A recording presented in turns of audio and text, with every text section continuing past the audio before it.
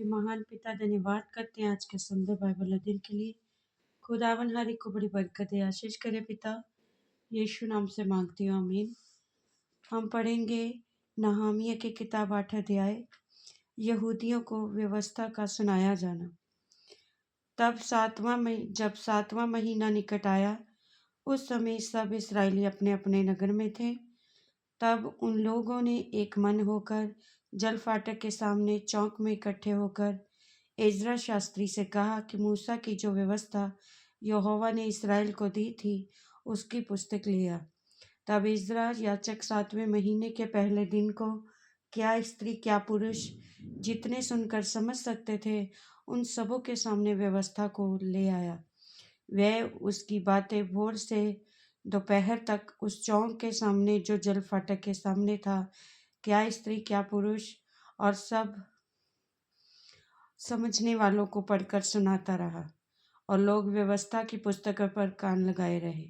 Ezra Shastri काठ में एक मचान को, जो इसी काम के लिए बना था, खड़ा हो गया, और उसकी दाहिनी ओर मतीहा, शेमा, अनाया, उरिया, हिल्किया और मासेया, और बाईं ओर पदाया, मिशाइल, मलकिया, हाशूम, हशबदाना, जकरिया और मशुलाम खड़े हुए। तब एज्रा ने, जो सब लोगों से ऊंचे पर था, सबों को देखते उस पुस्तक को खोल दिया, और जब उसने उसको खोला, तब सब लोग उठ खड़े हुए। तब एज्रा ने महान परमेश्वर यहोवा को धन्य कहा, और सब लोगों ने अपने अपने हाथ उठाकर आमीन आमीन कहा, और सिर झुकाकर अपना अपना माथा भूमि पर टेक कर यहोवा को दंडवत किया। यीशुबानी, शेरेबिया, यामीन, अकूब, शबत, यहोदिया, मासेया, कलीता, अजरिया, जोजाबाद, हानान, पलाया नामक लेवीय लोगों को व्यवस्था समझाते गए, और लोग अपने अपने स्थान पर खड़े रहे। उन्होंने परमेश्वर की व्यवस्था की पुस्तक से पढ़कर अर्थ समझा दिया, और लोगों ने पाठ को समझ लिया। तब नहमीया जो अधिपति था, और एज्रा जो जाचक और शास्त्री था, और लेवीय लोगों को समझा रहे थे, उन्होंने सब लोगों से कहा, आज का दिन तुम्हारे परमेश्वर यहोवा के लिए पवित्र है, इसलिए विलाप ना करो और ना रो। क्योंकि सब लोग व्यवस्था के वचन सुनकर रोते रहे। फिर उसने उनसे कहा, जाकर चिकना चिकना भोजन करो और मीठा मीठा रस पियो, और जिनके लिए कुछ तैयार नहीं हुआ, उनके पास भोजन सामग्री भेजो, क्योंकि आज का दिन हमारे प्रभु के लिए पवित्र है। और उदास मत रहो, क्योंकि यहोवा का आनंद तुम्हारा दृढ़ गढ़ है। यो लेवियों ने सब लोगों को ये कहकर चुप करा दिया, चुप रहो, क्योंकि आज का दिन पवित्र है, और उदास मत रहो। तब लोग खाने पीने, भोजन सामग्री भेजने और बड़ा आनंद मनाने को चले गए, क्योंकि जो वचन उनको समझाए गए थे, वे उन्हें समझ गए थे। झोपड़ियों का पर्व। दूसरे दिन भी समस्त प्रजा के पितरों के घरानों के मुख्य मुख्य पुरुष और जाचक और लेवीय लोग एस्रा शास्त्री के पास व्यवस्था के वचन ध्यान से सुनने के लिए इकट्ठे हुए।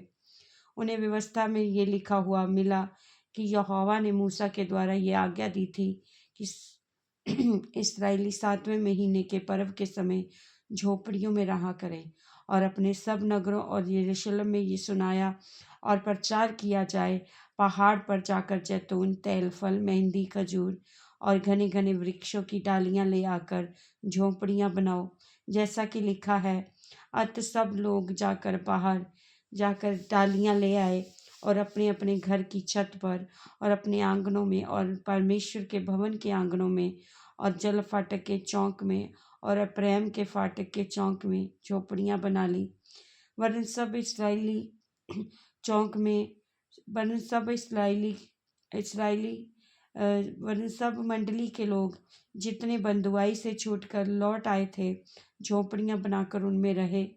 नून के पुत्र यहोशू के दिनों से लेकर उस दिन तक इस्राएलियों ने ऐसा नहीं किया था। उस समय बहुत बड़ा आनंद हुआ।